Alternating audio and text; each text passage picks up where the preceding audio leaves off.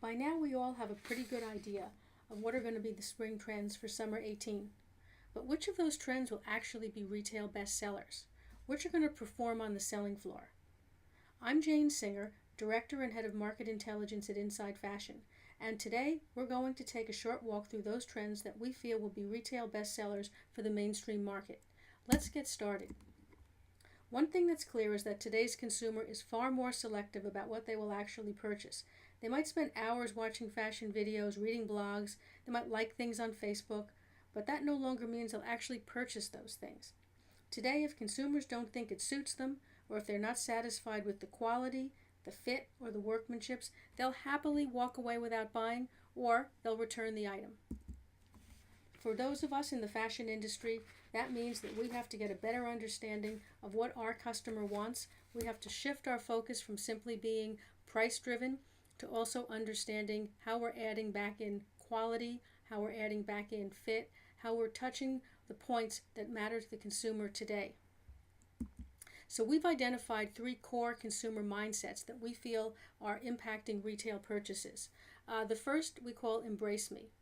This is the fact that people want some kind of a retreat from the endless bad news, violence, negativity that's coming through the media every single day throughout our lives. So people say, you know what, I want to back away from some of this.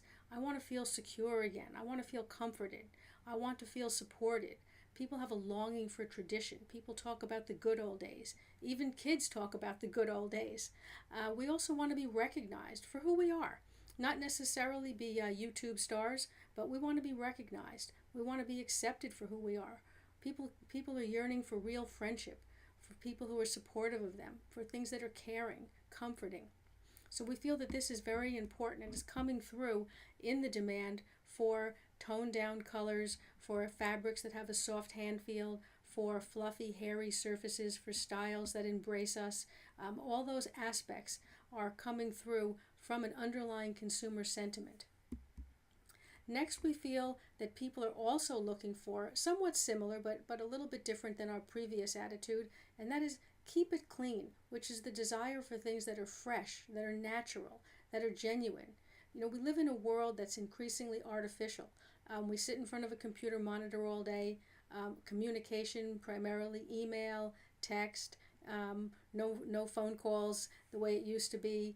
People are communicating online, but there's a demand for things that have a more genuine and real and transparent aspect to them. Things that have a cool touch, fabrics that have a cool touch, natural fibers. The demand for natural fibers is huge right now. So we also see people more aware of whether there's harmful chemicals in things. So people want an experience that they feel in some ways is touching the real world. We see this in the growth of outdoor sports.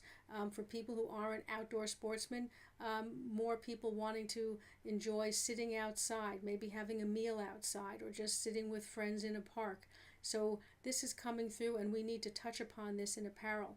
Particularly, we're seeing this in casual wear and in home wear, leisure wear. At the same time, people want things that are joyful.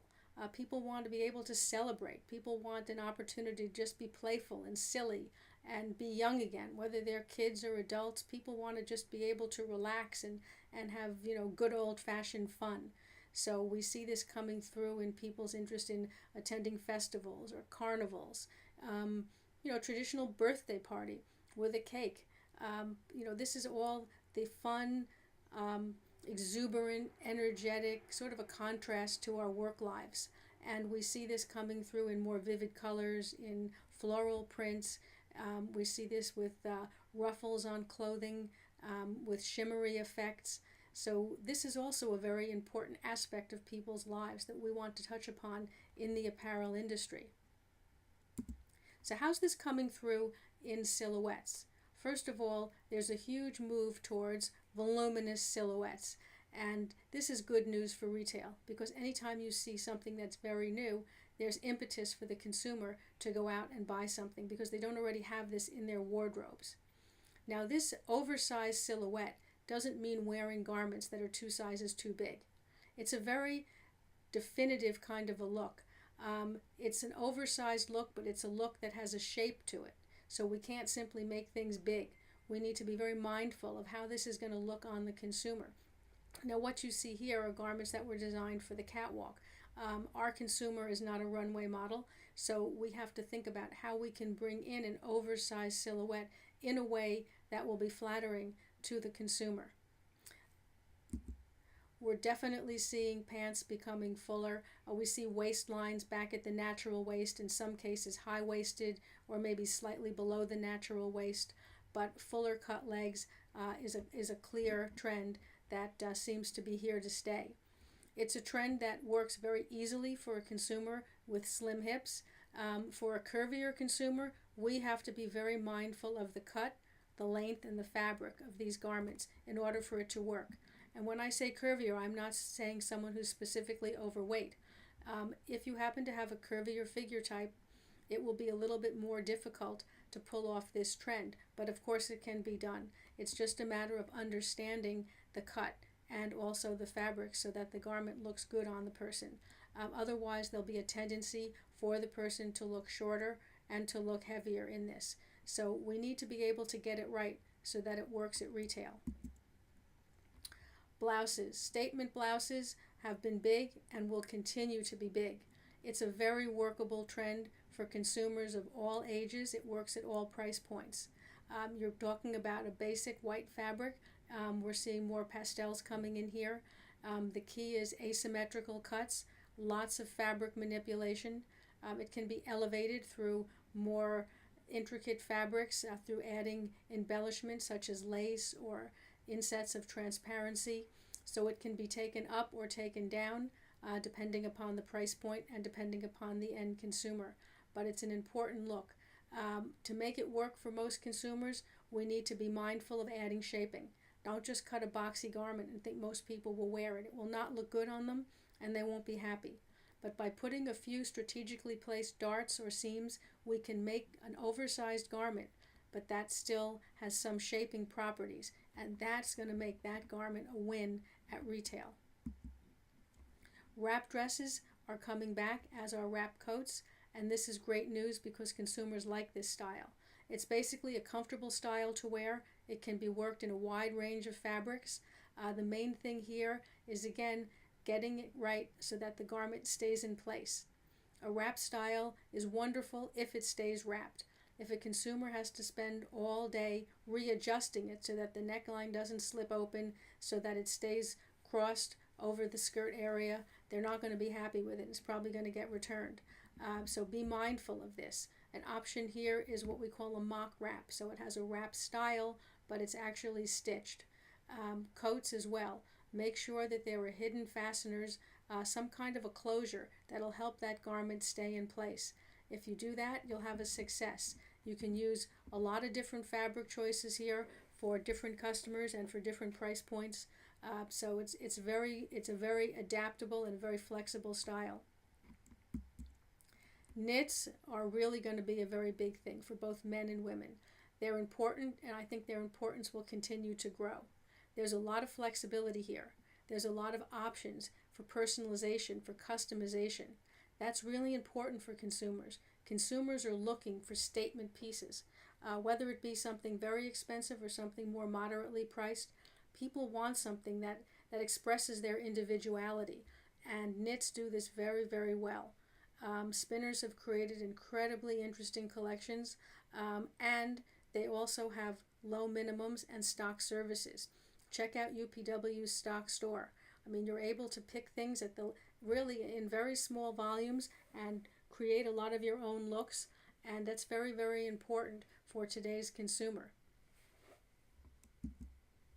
For women as well, creativity, things that look like their own look, something that they can invest in a statement piece, and then they can pair it with other kinds of apparel to create different looks. They can dress it up, they can make it more casual. The fact that we're able to create a lot of innovation through interesting twists, but also through stitch construction, and again, the fact that there are low minimums, make this very, very attractive for retailers and consumers. Knits are also coming through, taking casual wear and elevating it. So we saw a lot of interest in activewear silhouettes, and a lot of it was activewear that was actually being worn for casual wear in some cases. And now we're seeing that elevated by taking the same silhouettes, by having the comfort that a knit brings, but just using finer yarns. So you have the comfort, but also you're able to take it into a smart casual look. And that's really important because increasingly people are wanting to have something that is smarter looking. So, but they don't want to sacrifice on comfort. So here you have the comfort of a knit, plus you have all the creative options that yarns are bringing to the table. And again, it can be worked in something as high-end as cashmere, something more mid-range such as a rayon or a viscose, or we can take it to something that's, a very inexpensive kind of a yarn. It can be worked in cotton for summer, for a cooler feeling. There's a lot of options here. For a younger market, we're seeing this knit plus chiffon coming through. So on the runways, we saw a lot of tulle and chiffon as well, but certainly we think for the mainstream market, we're going to see a lot more chiffon and georgette.